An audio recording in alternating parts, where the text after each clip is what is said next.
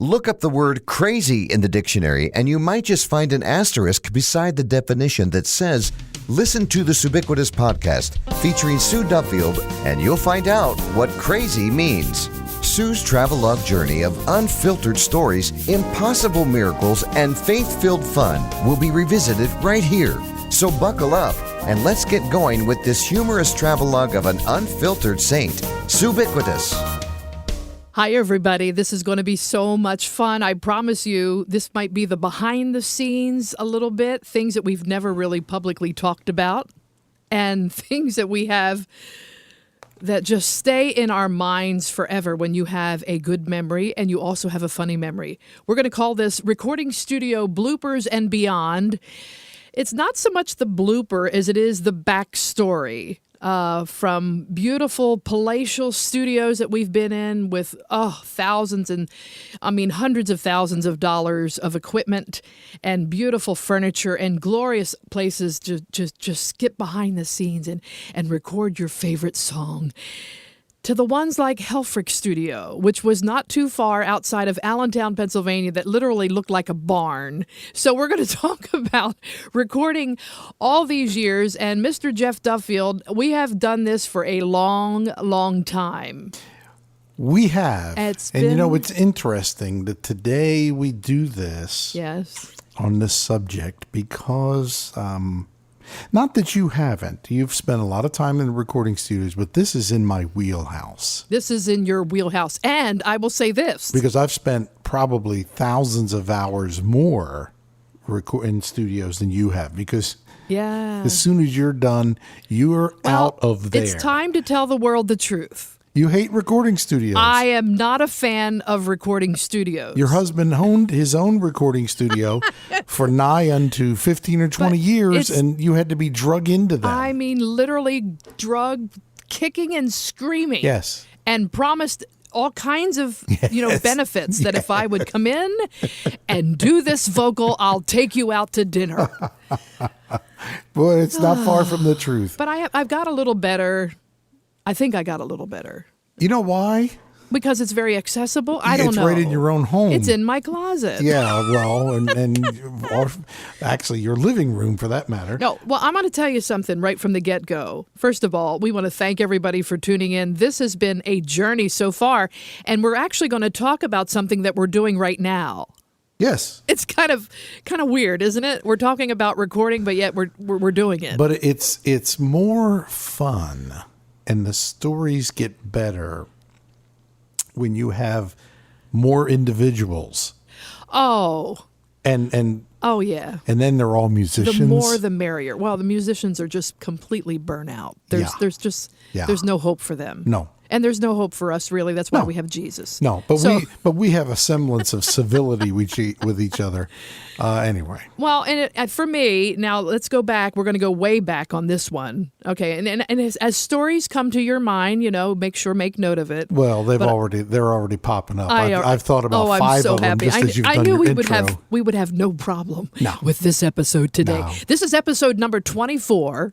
Yep. And I want to thank Paula. We've got a new listener. Also, we have, let's see, if I can remember Paula. her. Paula said she was going to for sure listen to this episode. Well, she is now going backwards, which is good. She listened to episode 23, well, that's and she's going. We're backwards. But I mean, she's going backwards in the okay, number we better count. get in these stories before I forget them. Well, I want to say this. Okay. I want to say this, that I had Singer's Remorse. That was my very first. Yes, you have. And if you would like to give the audience that are not musical necessarily, what does Singer's Remorse mean? Singer's Remorse is when someone sings at family functions, family reunions, birthday parties, maybe a church service, the Moose Hall,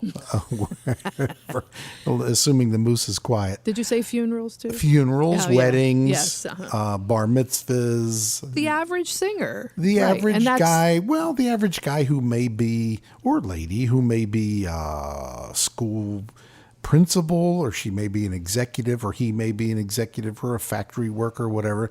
And they're sing. Good people. They're sure, good people. Sure. But they sing. And there's nothing wrong with that. No, they sing on the side kind of thing. Right. It is not their livelihood. They're not, and most of them. Not the main course. And most of them will tell you they're not professional singers. Well. Which I was not at the age of 16. No, not too many people are. No. What has happened through the years, what's led us to the title Singer's Remorse is sometimes these folks will have people tell them, you're tremendous. What a great job you did. And they believe it.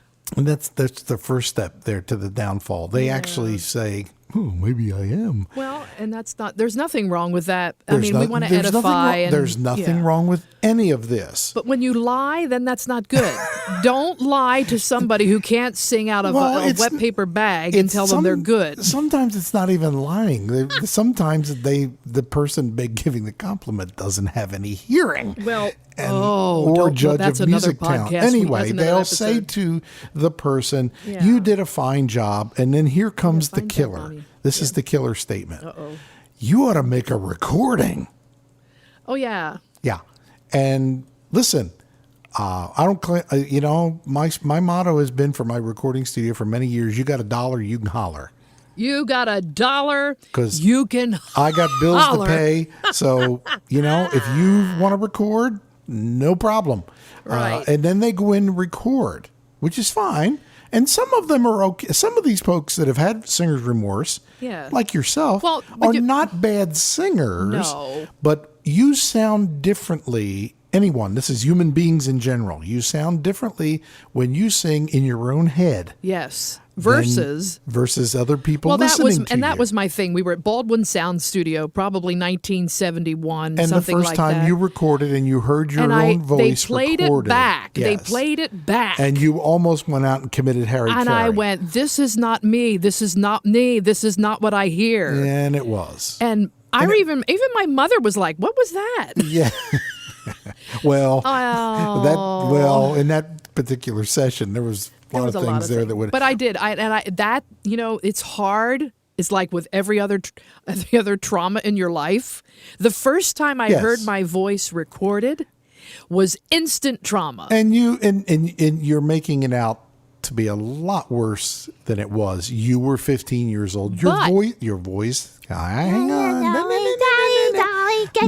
Your voice had not finished developing. No. You were not singing on a regular basis. But and the vocal cords are muscles, and it's like any other muscle. Yeah. The more you use it, the stronger they get. But it made me reluctant to go back. You were kind of reluctant. And every time, seriously, we were under the gun time-wise, too. And if we don't get this done in 4 hours, you got to pay another $100,000. I mean, that's what I always heard. Well, maybe the numbers weren't quite right, but yes. And I don't think I was afraid of the microphone as much as I was afraid of the checking account. Especially as time progressed. Song too. As time progressed, and we'll get to that. I've been on both sides of that microphone. Listen, I'm the one that gave up, when my grandfather gave me some money, I could buy a dining room suit or a piano. Yeah, and let's put that where that belongs. And we bought the piano. Yes, you did. And then our friend says, what'd you do that for? So you can't eat off of a piano. Your mother said that. Your mother looked at me, glared at me like you talked her into button. And I went, this was not my idea. Well, listen, we did go several years. Then later, after we were married, several years when you had the brainiac idea of putting a recording studio in our house. For several years, recording equipment was our dining room table. The recording, there you go. And you wonder, how did I stay married to you? I don't know. I have said many, many times, you're a very understanding and patient and tolerant young lady. That's why you're taking me out to dinner after this episode. Yeah, well, if we better keep moving on with our stories, otherwise you ain't going to get no dinner. Anyway. Well, no, and then, so the remorse I had, but then here's the thing that you had, which was immediate attention, because you were good at what you did. Well, I go back and listen to those, that I didn't leave any holes unfilled. No, I know. You played like Roger Williams. Yeah, I played over everything.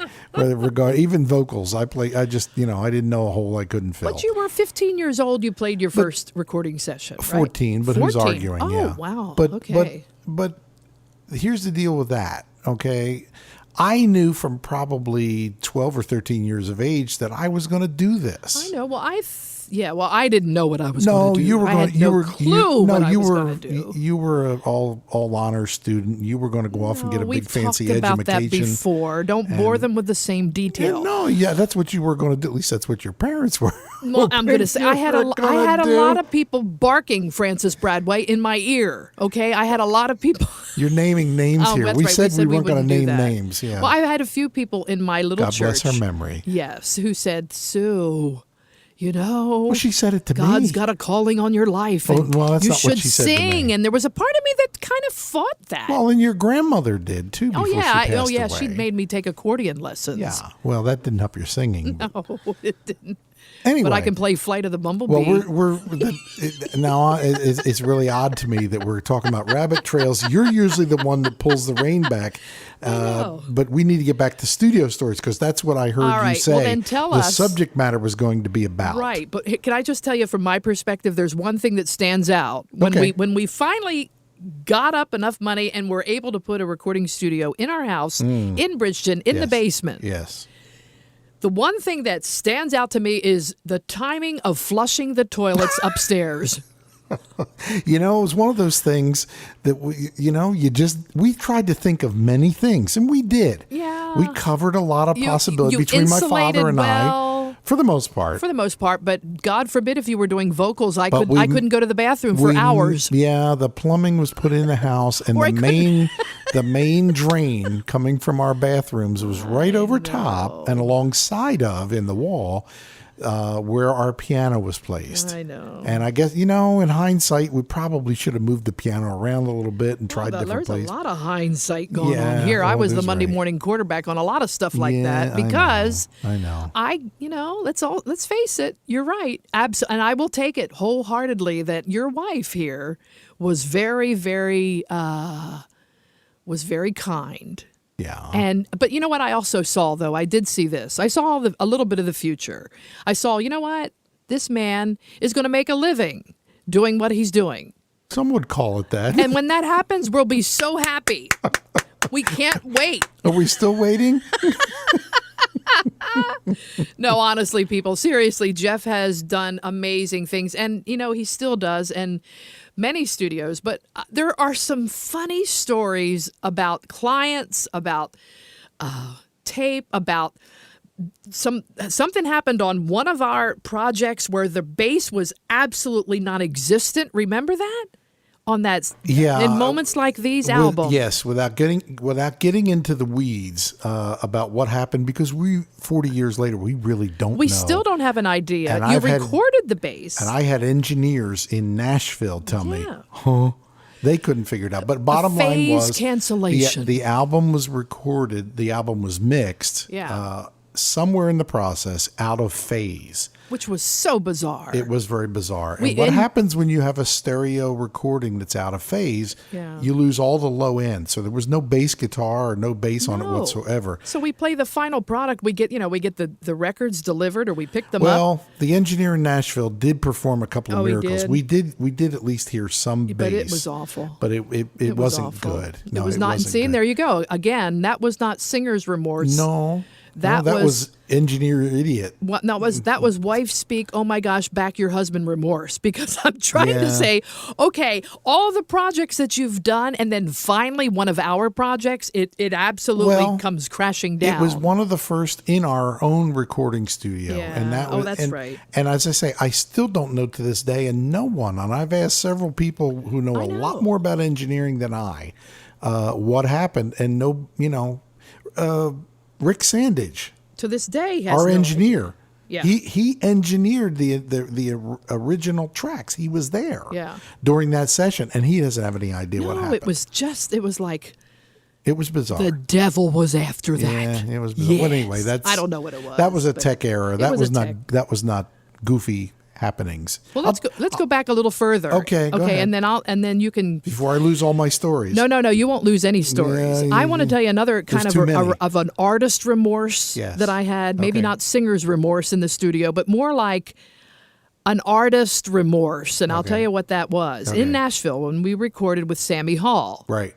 We walked in the door, right. And the producer, of which I will not say his name. No, please don't. I will not say his name. No, because I don't think he's alive, but that's beside the point. But, I'm only 18 years old. Okay, I'm kind of cute, though. Well, that was very kind of you to say that. I know my blonde hair was kind of all, and I wanted to be that 70s singer, Them shirts you were wearing didn't hurt things. They weren't of God, were they? I thought they were. Well, anyway, we're trying so hard to be hip, right? I walked through the door, and the first thing that this producer says to me, "Hey, such and such is my name." He said his name, and he says, "And all the girls get hugs." And I went, No, they don't. Not with them wet-looking nasty lips. No. He later did prison time. I don't think it was for hugging girls. Oh, he did? I didn't know that. Yeah, he did. Oh, yeah. See, this is the thing of, and we've had this remorse also as we've counseled other artists that have come to Nashville, and surely it's around the world. It's not just here. But there are certain scenarios where, I'll be honest with you, they're not on the up and up. Unscrupulous. They're very unscrupulous, and they take advantage of young people. Okay, but again, you said crazy stories in the studio. Yeah. We're not talking crazy stories in the studio. But that was another remorse for me where I had to get over that. Well, it is. Yeah, I understand. But we got to get back to some of the goofy stuff that's happened. Tell us about the first time you invited the Davis family to Hellfrick Studio. Oh, those poor souls. Well, I did try. You tried to tell them. To warn them what they were getting into. Hellfrick Studios in Allentown, Pennsylvania I never asked Pete, but it looked like it was a converted old schoolhouse. It was. That was a pretty good size one. And we're talking way back. Yeah, but that's what it looked like. And let's just say Pete was a pack rat. He never threw anything away. You could not. There was like paths. You just to had get around. paths around the studio, and he had great equipment. He had some equipment that if whoever possesses it today has got a lot of money on their hands. He's got some 40s vintage German recording microphones that are high quality mics and very much in demand as an antique. But you would think, as someone who would have that analness in his brain about what kind of equipment, he would take care of it and put it in a beautiful. He was very careful with the equipment. This place just looked like a mess. It just was looked like disaster. a 16-year-old's bedroom. It's so just stuff all over the place. You invite the three beautiful women. Well, I didn't have any other place to Ruth, go. Robin, and Lynette. That was the only studio I was using at the time. I had to take them there. You tried to warn them. I told them, I said, this is going to be a little bit outside the box for you. I was in total depression over that. I couldn't even go. But no, you weren't there. No, I said, please don't take them there. The looks of astonishment, shock, and surprise were, I wish I had a camera. Because they looked at me like, what have you gotten us into? I said, just wait until you hear what it sounds like, because nobody's going to see the studio when they play the record. And that's what happened. And it sounded great. It sounded great, but no one would have an idea. Here's an example. The grand piano in Pete's studio was out in the main room. He had another separate booth for the drums behind the piano, soundproof booth. And then across the studio was where he set up the acoustic guitar. Well, we were getting drum noise and we were getting piano noise in the microphone for the guitar. He put Pete put our guitarist over in another room further across. And when you say room, you really need to say stall. Because it really was not a room. They were very small rooms. Patchwork. It's like he went to a carpet dealer and asked for there was junk all over, boxes and Can I cables just have all your patchwork of your carpet samples and I'll put them on the wall? That's what it was. He didn't have any carpet on the floor. No, not on the floor, but he had it on the wall. Well, that was the soundproof. Again, he didn't worry about what it looked like. Anyway, so we put the guitar player in there. Well, now the problem is the guitar player cannot see me for cues on the ends of songs. Yeah. So I told Pete, I said, Phil can't see me over there in the quote unquote isolation room. I remember. And Pete said, okay, no problem. I'll take care of it. Well, I was talking to somebody about something else in the middle of the session. The next thing I hear is this, and I look up and he had taken a jigsaw to the door of the room where the guitarist was sitting. Yep. And cut a hole in it. He solved some problems. And he got done. He turned and looked at me and says, does that work? And I could see Phil sitting there. Phil waved at me. I said, yep, I can see now. Hey, Twill-a-ho solves a lot of problems. Pete was also the one, he had as well as antique collection of recording equipment, he had antique collection of automobiles. He had 5 or 6. Oh, I know, that's right. Unrestored. But they were dirty. They were filthy. Unrestored, and whatever state they had rusted into. 4 or 5 Cadillacs. And these were mid-50s Cadillacs. We're talking late 70s. Were they inside? Where were they? I forgot they were parked right outside. He had a little overhang there. Okay. And one night, we were working late at night, just he and I. And he said, we need a break. I said, oh, okay. So he says, let's go take a ride. And he got me one. It was like a 54 or 55 Fleetwood Brougham. Oh, my word. That's bad enough. The car started. Right. It ran fine. It was amazing. The car ran fine. But we got out it was like 1 o'clock in the morning. We got out on the expressway on the 4-lane out there near his studio. And he put that thing, at last I looked at it, then I couldn't look anymore, at the speedometer, it was up to 115 miles an hour. No, he did not. Yeah, he did. He did. And I'm trying not to act like a scared child, but I'm sitting there going, if you don't back this thing down, I'm going to need a new pair of slacks here in a minute.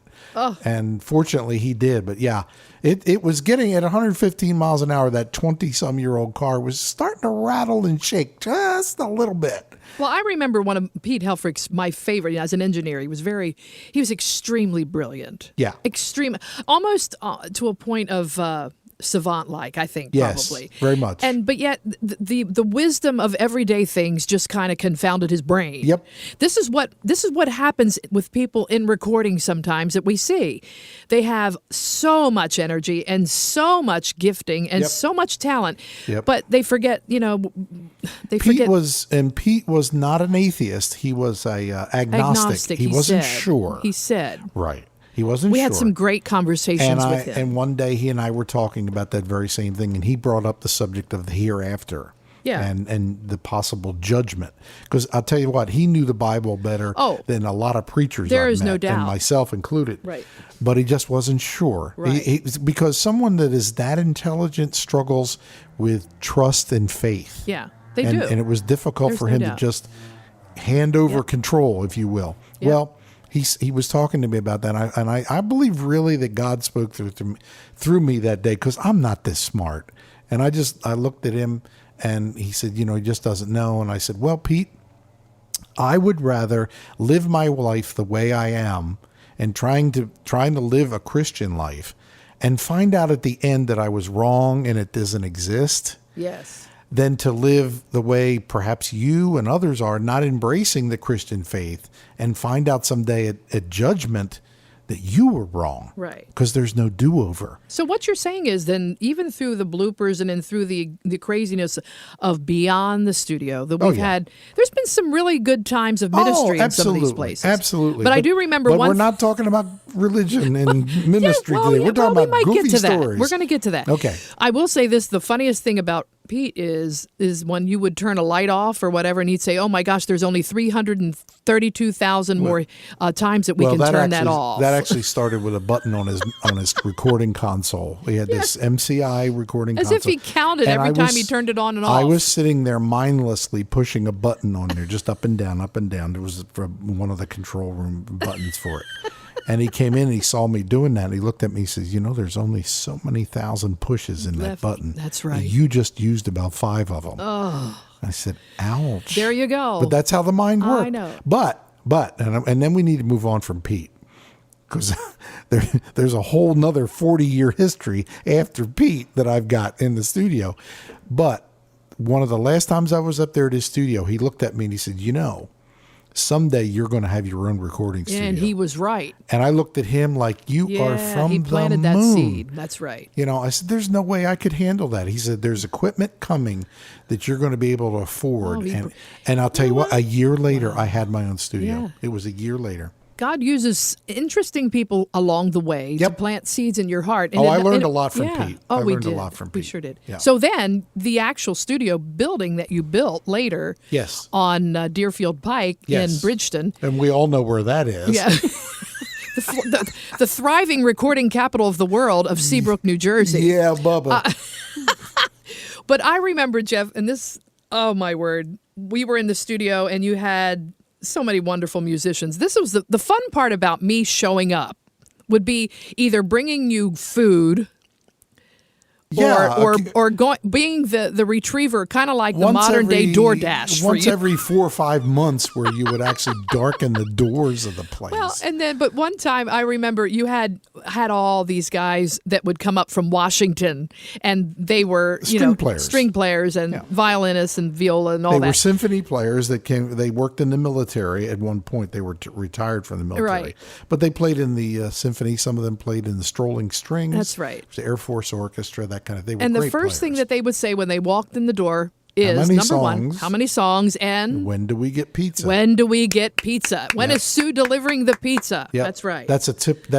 Right there is those two questions are typical, quintessential musician questions. I don't care if you're string players or if you're a bass player or who you are. That is the quintessential question. But my favorite story from that little studio in Seabrook was when you had the best intercessors in Lancaster County come down and have communion before the recording session. Yeah.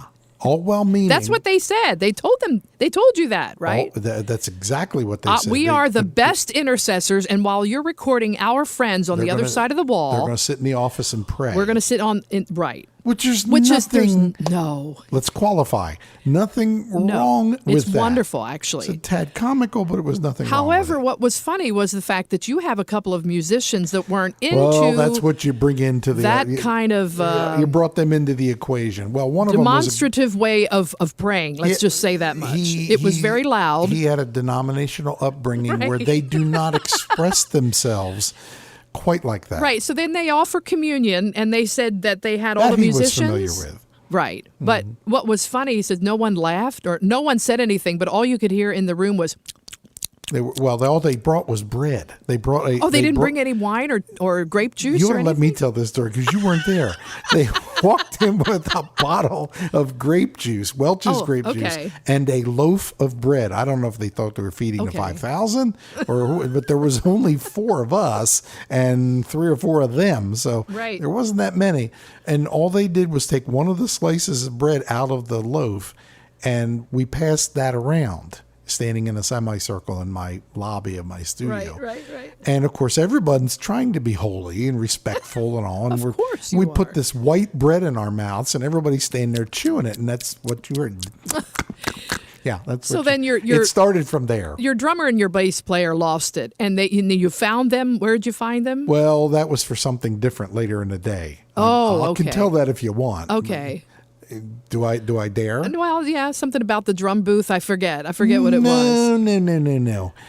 I thought that was when they saw the light or something. Well, that was a little bit later. The quote unquote producer the client brought was into spiritual warfare. Right. Again, not mocking. No, it's a great thing. We need it today, big time. Right, not mocking. But for those who aren't, there's nowhere in Scripture where it says you must wear military fatigues to engage in spiritual warfare, or combat boots. But she did. She had combat boots on and military. She had actually maybe she was camouflage. A Vietnam War vet. I don't know. I doubt it. But that's what she wore that day, and she came busted. She actually ruined a take on one of the songs because she interrupted. Right? She came from the control room, busted into the studio while we're recording, which you don't do. No. And yelled out to no one in particular and everybody who was there. That's it.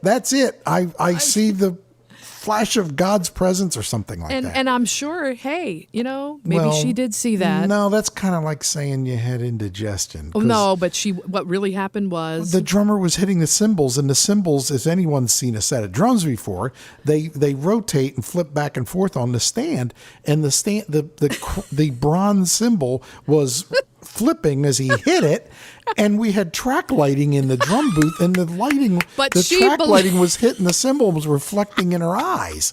That's all she saw. Oh, but she wanted it to be the presence of God and instead. We ain't going to get it. You know how much time we've wasted already on this? We're continue this down. This is going to be a number 2. Yeah, I'm sure it will. Okay, but let me tell. Hurry up. You got 30 seconds. No, I don't have 30 seconds because I'm recording and I'm the one in charge of it and I don't stop until I say I stop. Okay. couple of studio stories later on. One time we were recording in a studio in Virginia, and we were walking in that morning. A guitar player was there. He got there early. He was all set up, and he had set up with his electric guitar and his amplifier, and he had a very inexpensive, translated cheap sounding amplifier. The engineer, who was known to be a little deficient in his hearing, even though he was the engineer, walked in and said, "Well, Joe," I'm changing the names to protect the innocent. "Well, Joe, you didn't bring your high dollar, really fancy and very good sounding guitar amplifier. You brought your cheap one today," in so many words. Okay. And the guitar player looked at him and said, "Well, I figured by the time you get done with it, it's going to sound like this. I might as well just save me the trouble." Yeah. See, I had to walk out. And then there was the client in my own studio, yes, who got aggravated at me because I can't imagine it. She had some non-musical ideas, Yeah, and I was disagreeing with her on her non-musical ideas.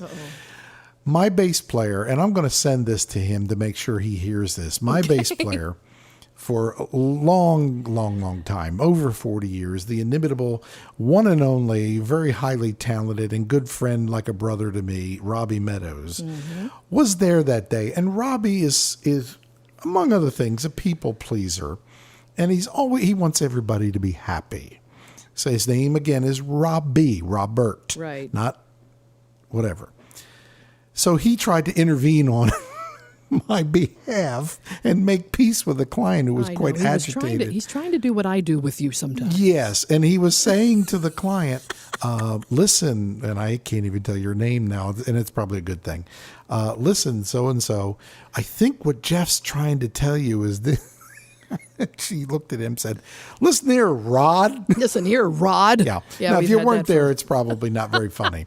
But and one other, and then we're done. We'll move on. Then you got to continue this, and we'll really have the funny stories next time. When you did your album that you mentioned many years ago, and when you were 15, we went up the street from the studio. Oh, we already told this on a podcast. We did? Yeah, we did. We told them about the. Okay, yeah, see? Well, go back and listen to the other one then. Never mind. You're talking about the Dutch pantry days? Yes, I was. Yeah, we already that. Okay, yeah, well, you got to go back and listen to all of it. You know. For those that are listening for the first time, we ended up ordering more food than we should have because Jeff said, "Okay, make that 3." You know, now you've told half of it, and it doesn't make any sense.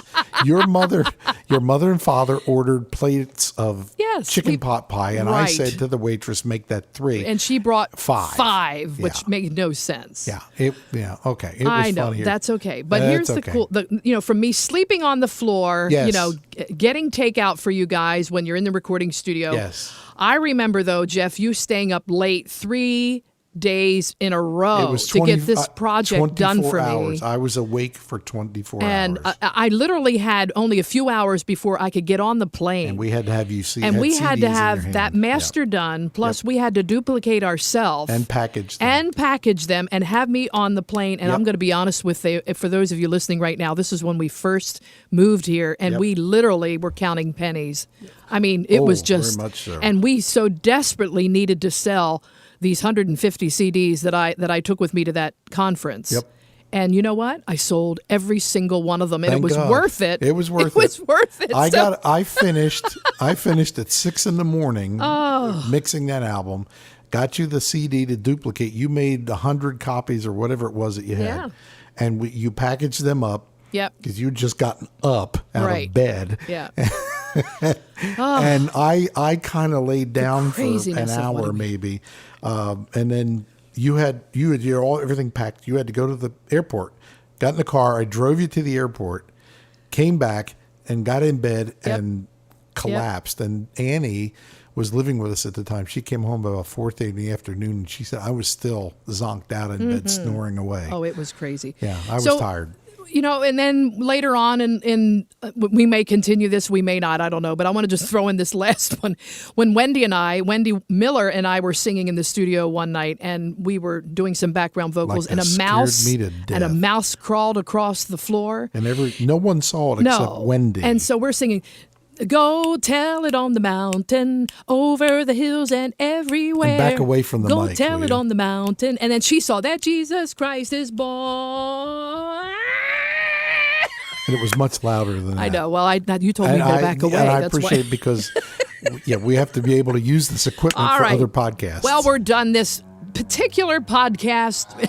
This episode number 24. Yeah, I promise we'll be a whole lot concise next week for sure. We didn't even get into half of the radio stories. Studio and recording studio bloopers and beyond. Thank you for tuning in. This is the Subiquitous Podcast, and we will promise you one thing. Often imitated, never equaled. How can you imitate this? For sure you can't. But thanks for tuning in, and thank you again for all of your blessing and all of your financial support. Get on SueDuffield.com. You can become a patron through Patreon.com, as well as PayPal, and even if you just want to be able to support us by sending a check, we appreciate it so much. But the best part of all of this, and I really do believe that in the recording aspect as well as public performance, I have, according to 3 John 1:4, it says, I have no greater joy than to hear that my children are walking in truth. And man, when you record it, it never goes away. So I promise you that we will always speak in truth and in love, and we'll see you next week. Have a wonderful day.